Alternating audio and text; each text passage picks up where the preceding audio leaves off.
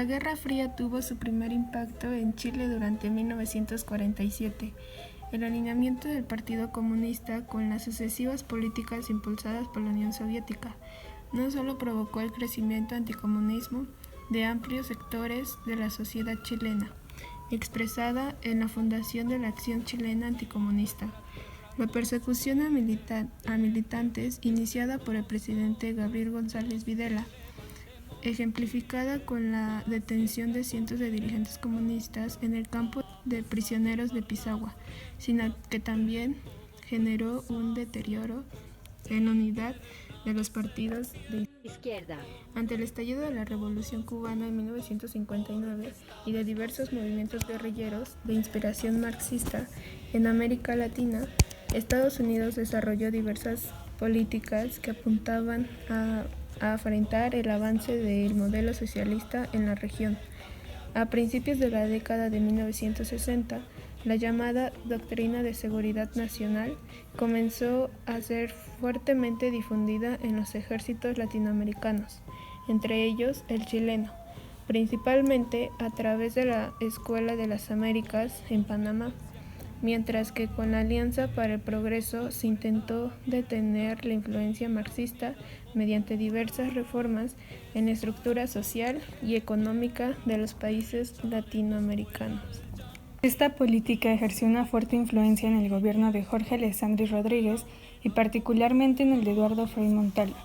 Su fracaso, sin embargo, se evidenció tanto en el creciente sentimiento antinorteamericano, provocado por la guerra de Vietnam, como por el triunfo de Salvador Allende en las elecciones presidenciales de 1970. Así, durante la década de los 60, las fuerzas políticas del país constituyeron dos polos que emulaban el marco de confrontación global, convirtiendo a Chile en uno de los protagonistas del conflicto ideológico y concentrando las miradas en las grandes potencias mundiales en su política interna. En este escenario, la sociedad chilena se politizó, agudizando fuertemente las disputas ideológicas ante ambos bandos, que muchas veces se transformaron en violentas confrontaciones y hechos de sangre, como lo fueron los asesinatos del general René Schneider por grupos militares, y desde el otro punto de politización, el del exministro del Interior Edmundo Pérez en 1971, en manos del grupo extremista Vanguardia Organización del Pueblo. Salvador Allende fue el presidente que intentó instaurar el socialismo en Chile por la vía democrática.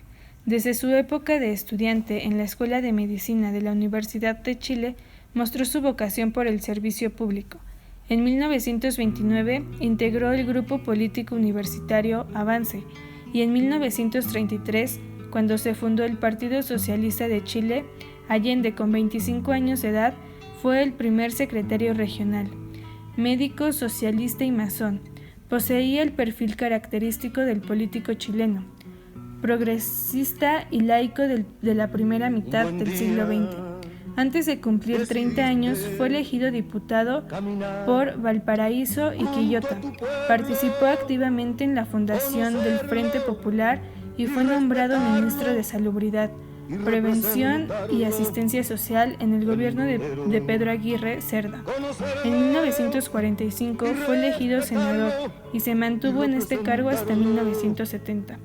4 veces fue candidato a la presidencia de la República, presentando a una alianza cuya base lo confortaban los partidos socialista y comunista.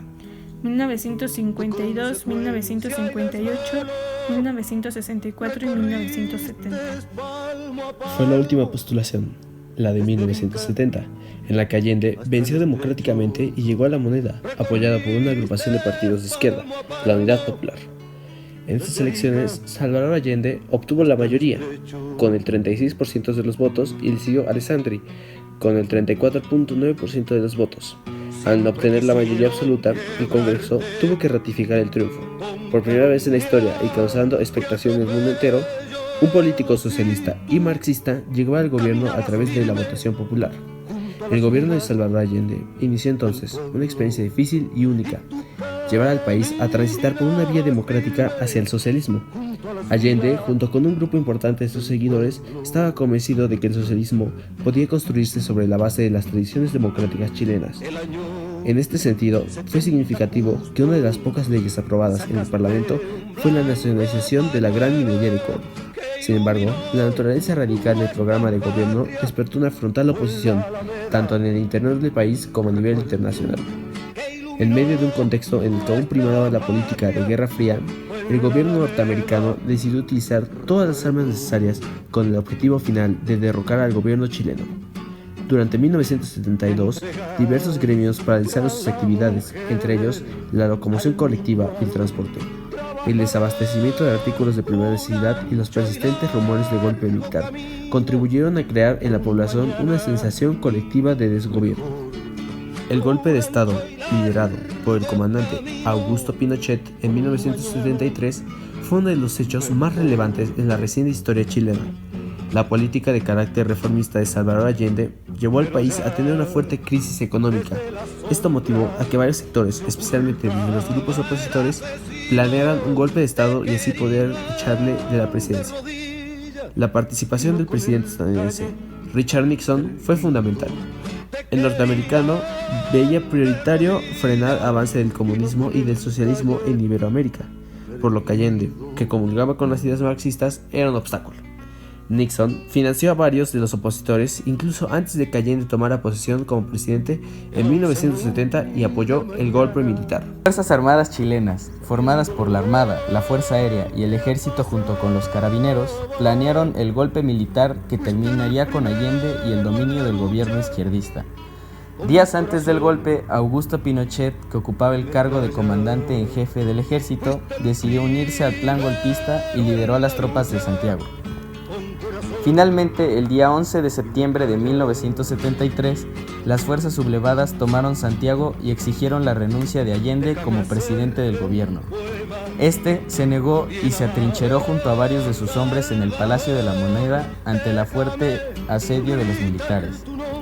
Allende resistió junto a sus más leales colaboradores en el Palacio de la Moneda y advirtió a sus cercanos que moriría en el lugar donde lo había puesto el pueblo, como presidente de Chile.